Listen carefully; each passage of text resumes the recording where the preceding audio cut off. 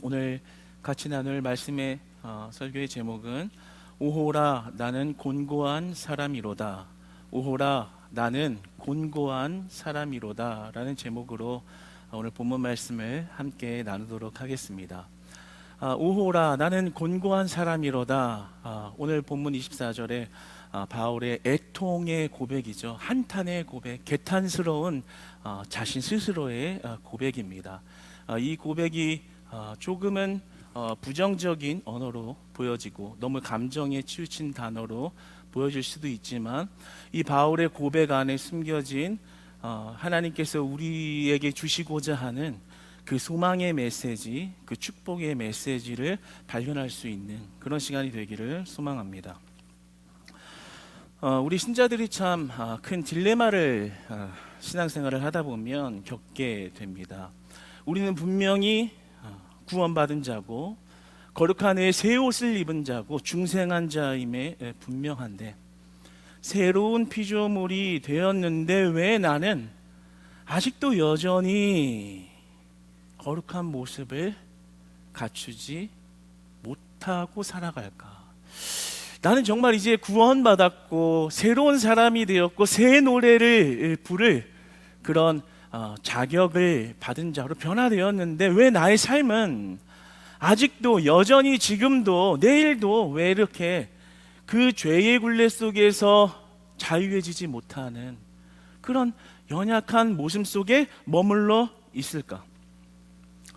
교회에서 큰 은혜를 받고 때로는 찬양을 부르면서 정말 힘찬 찬송을 믿음의 고백으로 하기도 하고, 기도를 하면서 눈물을 쏟으면서 통성으로 회개 기도를 하기도 하고, 말씀 시간에 그 말씀의 선포를 들을 때 마음의 찔림을 받아 정말 주님 앞에 내 모든 죄를 토로하고 회개하고 주님 앞에 결단하고 결심하는 그런 순간들이 우리 안에 있지만, 세상으로 돌아갔을 때 불과 몇 시간 되지 않아 그 결심이 와르르르 무너져 버리는 그런 연약한 모습이 반복되는 그런 나 자신을 발견할 때 우리가 참 딜레마에 빠지게 되는 거죠. 내가 정말 구원받은 사람인가? 그렇다면 나의 모습은 왜 이렇게 늘 온전치 못한 걸까? 수련회를 하는 학생들도 그렇죠. 한 3일 동안 교회에 모여서 뜨겁게 기도하고 말씀 듣고 찬양하고 밥 먹고 또 기도하고 말씀 듣고 찬양 듣고 3일 동안 많은 회개와 능력을 받고 은사를 받고 방언을 받고 놀라운 결단과 결심을 하지만, 다시 세상으로 돌아가서 학우들과 또 세상적인 문화 속에서 이렇게 살아가다 보면 언어도 생각도 행동도 다시 세속적인 모습, 다시 마치 비기독교인 것처럼 마치 비기독교인과 기독교인으로서 섞여 있는데 별다른 모습이 없는 것처럼 다시 돌아가는 그런 모습들은 우리 스스로에게 굉장히 실망스러운 모습으로 비춰진다라는 거죠. 얼마나 많은 시간 예배를 드리면 은혜를 받아요. 그래, 진짜 오늘 하나님의 말씀이 나를 찌르시는구나. 오늘 나에게 말씀하시는구나. 그래, 내가 이렇게 사는 거 진짜 아니야. 내가 이제는 정말 주님 뜻대로 주님의 마음에 합하여 살아가야지 하고 나가서 1시간도 안 돼서 부부싸움하고 네가 저랬네 저랬네. 맞아, 이제는 정말 주님의 마음을 알고 세속적인 욕심, 내가 그렇게 다 가지고 내가 가져야 되는 거는 꼭 가져야만은 그 나쁜 습성, 그게 제일 큰 죄라고 말하는데 내가 그렇게 사는 거 참 못난 모습이야 하고 나아가지만 1시간도 안 돼서 다시 나의 욕심이 꿈틀꿈틀 올라와 내 모든 생각과 말과 행동이 다시 이전의 모습으로 돌아가는, 금방 변화해버리는 그런 모습들이 참 큰 우리에게는 신앙의 큰 딜레마고, 그런 나 자신을 발견할 때 굉장히 실망스러운 모습으로 다가오곤 합니다. 진짜 나는 왜 그런 걸까? 의지가 약한 건가? 내가 원래 좀 의지박약이니까. 나 원래 뭐 해도 이렇게 의지력이 강한 사람이 아니잖아. 그래서 이렇게 매번 넘어지는 건가? 아니면 은혜를 좀 덜 받았나? 은혜를 좀 세게 받아야 뭐가 이게 일어날 텐데 은혜가 부족한가? 참 그런 개탄스럽고 한탄스러운 나 자신의 모습을 발견합니다. 그러면서 그냥 뭉개고 지나갈 수도 없는 노릇이고, 또 이렇게 악한 생각과 행동으로 다시 주저앉는 모습이 반복되어질 때, 그런 나 자신을 볼 때 참 신물나도록 지겹고, 그리고 그 생활이 너무나도 힘겹게 느껴질 때가 우리 안에 있는 것이죠. 예수님께서 제자들에게 이렇게 말씀하시죠. 이제 십자가를 지러 가기 전에 얘들아 이제 너희를 깨어 기도하라. 내가 이제 곧 십자가 지러 갈 거야. 니네들이 지금 잘 때가 아니라 깨어 기도할 때야. 기도하라. 이렇게 명하시지만 자꾸만 꾸벅꾸벅 졸고 기도하지 못하는 제자들을 보게 됩니다. 그 제자들을 향해서 예수님이 이렇게 말씀하시죠. 너희들이 마음은 원이로되 육신이 약하구나. 오늘 바울이 이렇게 얘기하죠. 오호라 나는 곤고한 사람이로다.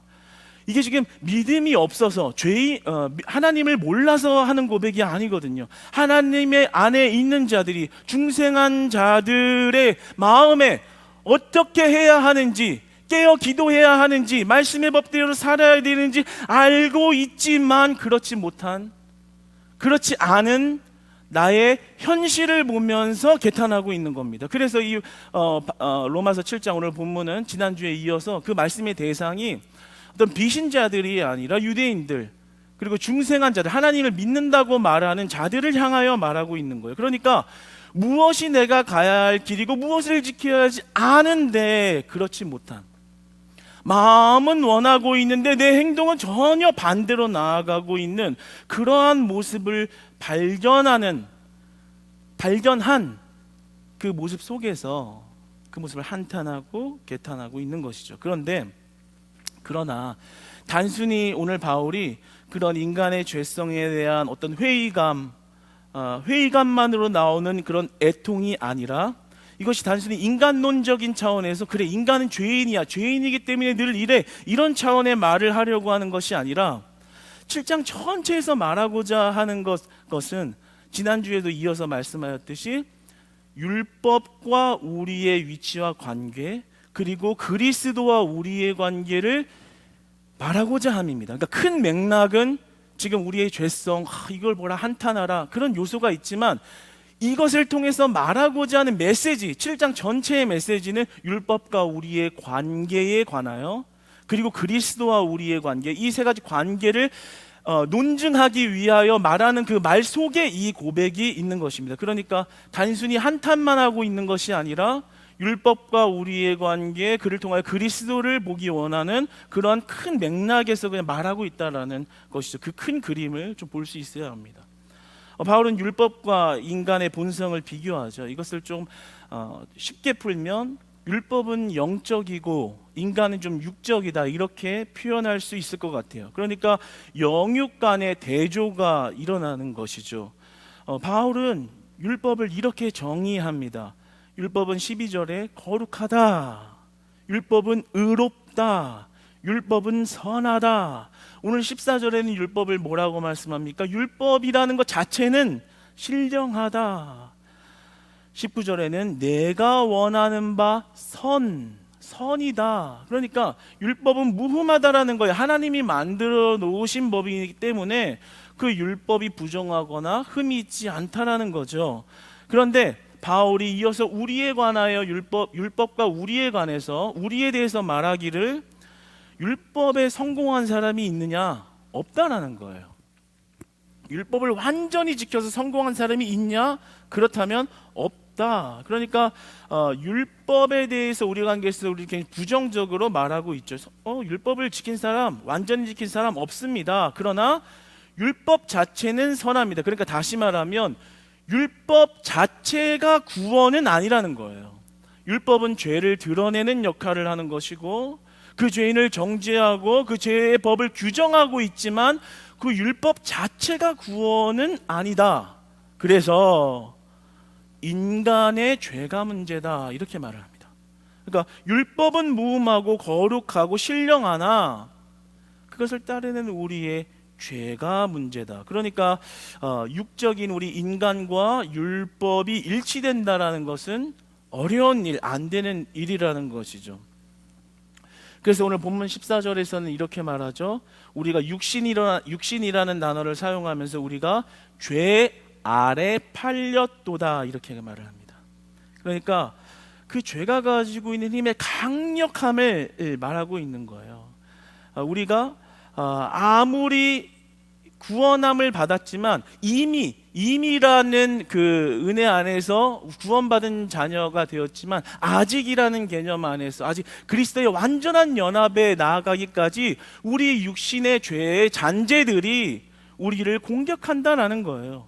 그래서 오늘 이 말씀의 대상 중생한 자들, 하나님을 믿는 자들에게 이렇게 얘기하는 거예요. 너희들이 원하는 것을 행치 아니하고, 그러니까 선한 능력이 아예 없다는 게 아니라 우리가 이제 믿음을 가지고서 어떻게 살아야지는 알지만 그 죄의 잔재, 그 죄의 굴레 안에서 굴복되어져 무너지고 넘어지고 방황하고 원하지 않는 악을 행하고 있는 그 모습을 말하고 있는 겁니다. 그래서 22절에 네 속사람으로는 하나님의 법을 즐거워하되, 그러니까 비신자들을 향하는 게 아니에요. 속으로는 하나님의 법을 즐거워하고 하나님의 말씀은 정말 꿀보다 달고 그 말씀이 나의 생명이라는 것을 알고 있지만 우리의 육신이 그 말씀을 따라가지 못하고 있다는 거죠. 그래서 갈라디아서 7장에는요 우리가 궁극적인 승리를 받았다라고 이야기하지만 우리가 이 땅에서 삶을 살아가는 데 있어서 끊임없는 전쟁 속에 많은 패배를 경험한다라는 것을 바울은 증거하고 있습니다.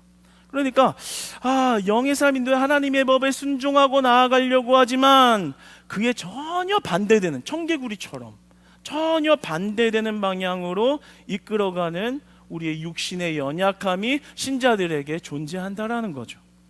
우리는 늘 그런 것을 경험하고 있습니다. 바울이 그렇다고 해서 이 죄를 허용해도 된다라는 얘기를 하는 것은 절대 아닙니다. 인간의 죄성은 그러니까 어쩔 수 없는 거야, 인정해, 그냥 죄 지면서 뭐 그렇게 사는 거지, 이 말을 하고 있는 게 아니에요. 죄의 값은 사망이다 이야기하고 있잖아요. 언급을 하고 있잖아요. 등식으로 말하면 죄 이퀄 사망.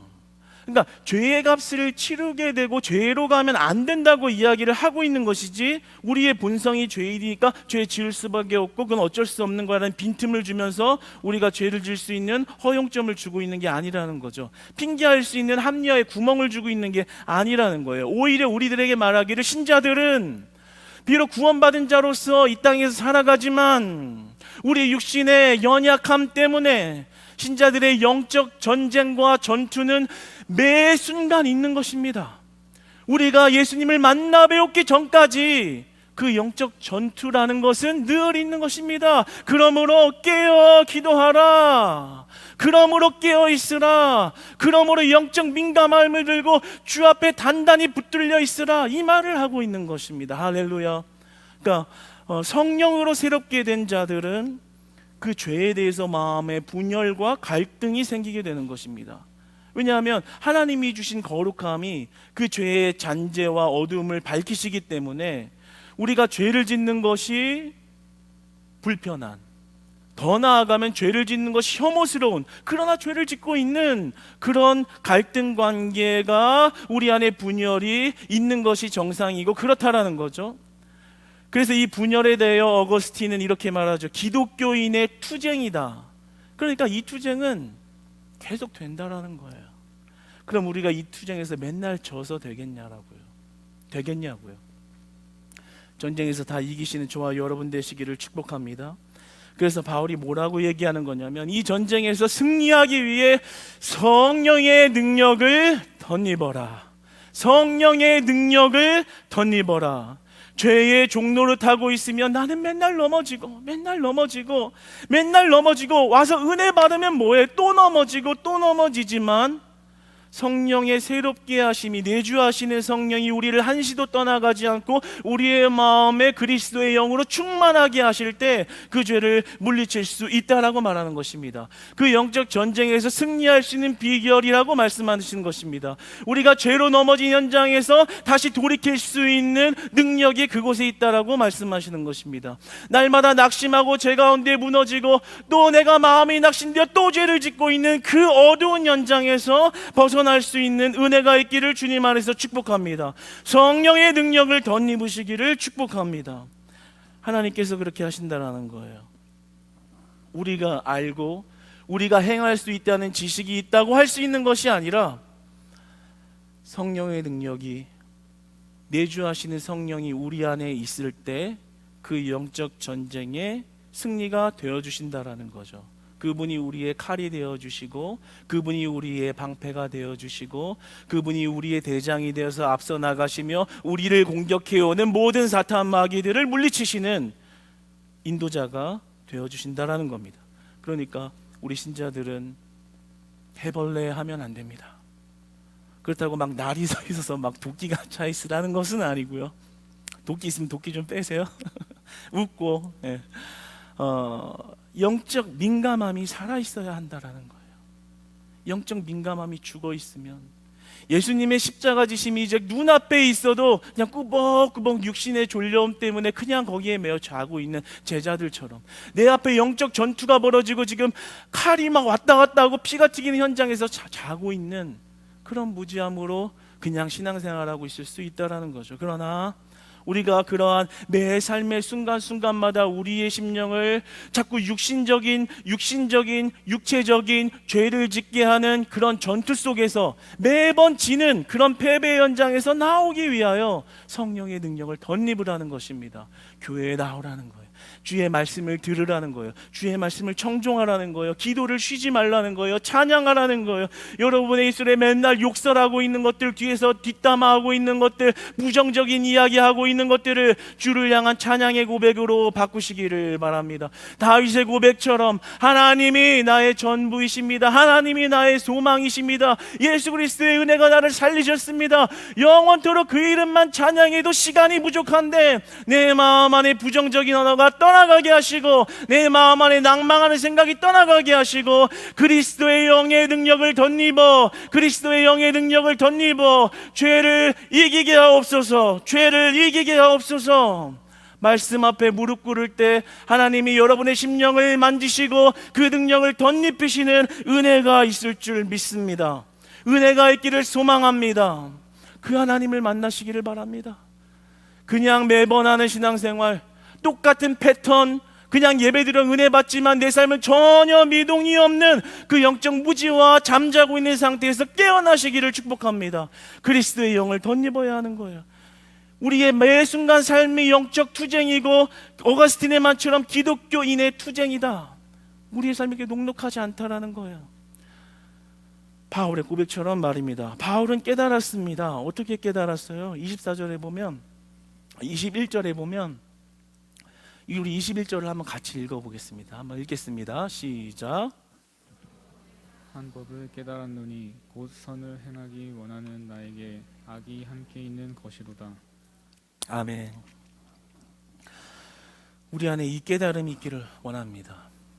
아, 나는 인간이어서 죄 지을 수밖에 없구나, 이런 깨달음이 아니라요, 21절에 말하는 깨달음이 뭐예요? 내가 절대 내 스스로는 죄를 제거할 수 없는 사람이구나. 여러분, 여기에서 저를 포함해서 바울보다 율법을 많이 알거나 그것을 더 온전하게 사울일 때 그 바울처럼 행할 수 있는 사람, 행한 사람 아무도 없습니다. 근데 그 율법의 끝자락까지 달려갔던 바울이 깨달은 것은, 결과적으로 깨달은 것은, 나에게는 악밖에 없구나. 스스로 절대 내 죄를 스스로 제거할 수 있는 능력이 없구나. 그러면서 자기의 그 경험을 지금 유대인들에게, 그리고 신약시대의 오늘날의 성도들에게 말하고 있는 거예요. 여러분의 행위나 공로로 절대로 구원에 이를 수 없습니다. 절대로 스스로 죄를 제거할 수 있는 능력이 우리에게는 0.00001도 없습니다. 이거를 깨달으세요. 만약에 우리가 율법을 잘 지키는 것으로, 내가 어떤 행위를 하는 것으로 내가 구원에 이를 수 있다고, 구원의 영역에, 은혜의 영역에 있다고 안심하는 것이 큰 착각이라고 말을 하는 거예요. 우리가 교회의 전통과 규율을 잘 지키고 있다고, 내가 안전지대에 있다고 생각하는 것, 그게 성경은 큰 착각이라고 말하는 것입니다. 도덕적이고 윤리적이고 좀 괜찮은 사람이다, 저 사람은 크리스찬 같아 보여라는 말이 전부가 아니라는 것을 말씀해 주고 있는 거예요. 오직 우리가 그리스도가 목적인가, 우리의 과정이 그리스도 중심적이냐, 이 얘기를 하고 있는 겁니다. 네가 얼마나 했고 얼마나 잘했고 얼마나 잘했기에 네가 구원받는 자녀로서의 증명해라, 하나님 이런 말씀 안 하세요. 네가 얼마나 열심을 내는 걸 보고 내가 너를 테스트하겠다, 이렇게 얘기 안 하세요. 그 모든 과정이 예수님의 말씀을 따르고 있고 그 중심 안에 있느냐를 보시는 거예요. 제가 찬양팀을 하고 있으니까 찬양팀이 멋지게 찬양을 합니다. 아름다운 노래 스킬이, 발성 스킬이 아주 좋은 찬양을 올렸어요. 누가 봐도 영광스러워 보이는 모습을 했습니다. 그러나 하나님이 보시기에는 전혀 그 영광을 받으시지 않을 수도 있다는 거예요. 반대로 노래하면서 삑사리가 나고 보기에 아이고 참 걱정이 된다 이런 모습이 있을지라도 하나님 보시기에 큰 영광을 받을 수 있다는 거죠. 그 과정이 그리스도 중심적이었냐, 사람이 볼 때 와 좋은 목소리 정말 은혜가 된다 이런 거 말고요, 하나님이 보시는 기준은 너의 그 과정이 그리스도 중심적이었냐라는 거예요. 너가 지금 노래 부르고 있는 그 입술이 그리스도만을 향하고 있냐라는 거예요. 그것을 중요시한다라는, 그래서 유대인들한테 말하는 거예요. 너희들이 그 율법에 준수하는 것을 철저히 지키고 있는 것이 구원에 이르는 것이 아니다. 근데 오늘날의 그리스도인들 똑같은 실수를 하고 있죠. 봉사를 하면서 예배를 드리면서 생활적인 면, 지켜야 하는 것을 잘 지키는 것으로, 예배에 나온 예배를 꼬박꼬박 잘 지키는 것으로, 봉사해야 되는 것을 잘 이행하는 것으로 내가 안전지대에 나와 있다고 생각해요. 물론 틀린 말은 아니지만 깊이 있게 내면을 우리 살펴봤을 때 과연 우리의 모습 안에, 우리의 내적 동기에 그리스도 중심적인 마음, 그리스도의 영으로 그렇게 하고 있느냐라는 것은 분명히 우리가 되짚고 회복되어져야 할 영역인 것입니다.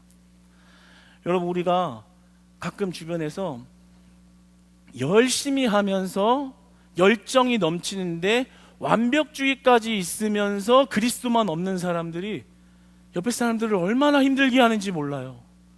열심히 하니까 뭐라고 할 수도 없어요. 심지어 실수도 안 해. 끈기도 있어. 일을 맡으면 잘해. 근데 안 하고 있는 사람들을 비난하고 정죄하고 넌 왜 그렇게 못하냐 구박주고, 자기는 잘하고 있으니까. 이게 바로 유대인들이 행했던 모습이라는 거예요. 그러나 그리스도의 마음을 품은, 그리스도의 방법을 품은 자들은 어떻겠어요? 그 과정 하나하나가 중요한 거예요. 일을 잘 해내느냐 못해냐는 두 번째고, 과연 이것이 예수님이 기뻐하시는 일이 되는가? 그렇잖아요. 예수님은 그리스도 안에 있는 지체들이 한 몸을 이루라고 하셨습니다. 부부가 한 몸을 이루듯이. 그러면 우리 안에 결과도 중요하지만 그 안에 과정에 있어서 서로 연합되어지는, 믿음으로 연합되어지는, 하늘의 화평을 입어 하나 되어 그리스도의 온전한 표대를 향하여 달려가기를 멈추지 않는 모습이 있기를 원하시는 것이지, 그 결과가 잘 됐냐 못했냐로 하나님이 영광을 받냐 안 받냐로 귀결되지 않는다라는 거죠. 그러니까 우리 신자들은 철저하게 그리스도 중심적인 것에 매여야 한다라는 거예요. 여러분, 오늘 참 은혜가 되는 그런 영역을 한번 살펴보기를 원합니다. 오늘 바울의 고백 24절과 25절을 연이어서 한번 읽어보겠습니다. 시작. 오라, 나는 공고한 사람이로다. 이 사망의 몸에서 누가 나를 건져내랴. 우리 주 예수 그리스도로 말미암아 하나님께 감사하리로다. 그런즉 내 자신이 마음으로는 하나님의 법을, 육신으로는 죄의 법을 섬기노라. 바울이 진짜 애통해야 하잖아요. 이 24절의 본문을 읽으면 느껴지지 않아요? 바울의 그 참 한탄스러운 마음이 어떤 마음이에요? 내가 정말 율법에 능통하고 율법을 잘 지키는 것으로 인생의 정말 끝판까지 간 사람인데, 정말 내가 그 율법을 잘 지킬 때 나 잘났다고 예수님 믿는 자들 핍박하고 예수님 욕하고 다녔던 그 모습들이 얼마나 죄된 모습인가, 그리고 내 몸은 얼마나 죄 덩어리인가, 이거를 깨달은 거예요. 그래서 개탄하면서 하는 말이, 오호라 나는 곤고한 사람이로다. 내 자신의 본성에 공고함밖에 없구나라는 탄식인 거죠. 여러분, 우리도 이러한 탄식이 날마다 있어야 합니다. 이러한 비통함이 있어야 돼요. 하나님, 봉사 열심히 하고 남들 볼 때 괜찮은 모습, 크리스찬인 모습 하고 있다고 다가 아니라는 거예요. 오히려 그것을 하면 할수록 혹시 그리스도의 영과 그리스도의 중심에서 벗어날 때마다 우리의 고백은 오호라, 나는 공고한 사람이군요. 하나님, 또 내 방법대로 합니다. 또 세상적인 방법으로 하나님 앞에 나아갑니다. 또 말씀이 아니라 내 경험으로, 내 지식으로, 내가 배운 것으로 또 나를 드러내려고 이렇게 애쓰고 있네요. 오호라, 하나님, 나는 공고한 사람입니다. 이런 바울의 고백이 우리 안에 날마다 있기를 축복합니다. 이것이 왜 축복이 되냐면요, 바울이 이 고백이, 이 한탄이 한탄으로만 끝낸 것이 아니기 때문입니다. 되게 재밌어요. 25절을 보면 바울이 연이어 이렇게 고백하잖아요.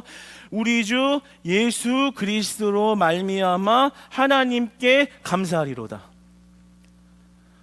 우리는 이 고백하면서 한탄만 보거든요. 그래, 우린 죄인이야, 죄인. 맞죠? 그러나 바울이 뭘 말하고 있어요? 이 한탄으로 인해서 더 전하고자 하는 게 뭐예요? 소망의 메시지인 거예요.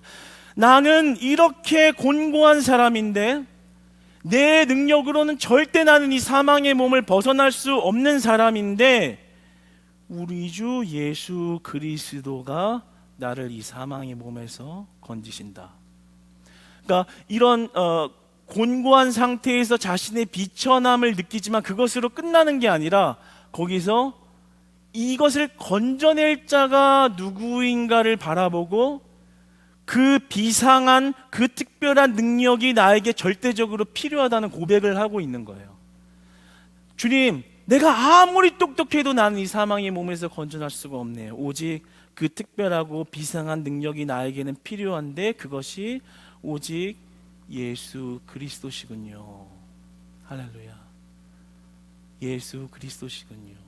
그래서 바울이 오늘 얘기하고자 하는 것은 단순히 인간론적으로 우리가 그냥 죄이니까 죄 지을 수밖에 없다라는 결론을 내는 것이 아니라 율법에서 그리스도로, 율법에서 그리스도로, 우리가 전통과 규율을 잘 따르는 것만으로는 부족하다라는 얘기를 하는 거예요. 부자 청년 율법 다 지켰잖아요. 그러면서 예수님한테 뭘로 영생을 얻을 수 있어요? 네가 버린 거 다 가난한 자들에게 나눠주고 나를 따르라. 그 구원이 율법의 행위를 준수하는 것에 구원이 있는 것이 아니라 예수 그리스도를 따르는 데 있다라고 말합니다. 네가 돈 쌓은 거, 명예 쌓은 거, 부자가 된 거 다 중요하지 않아. 나한테는 그게 영광의 재물이 아니야.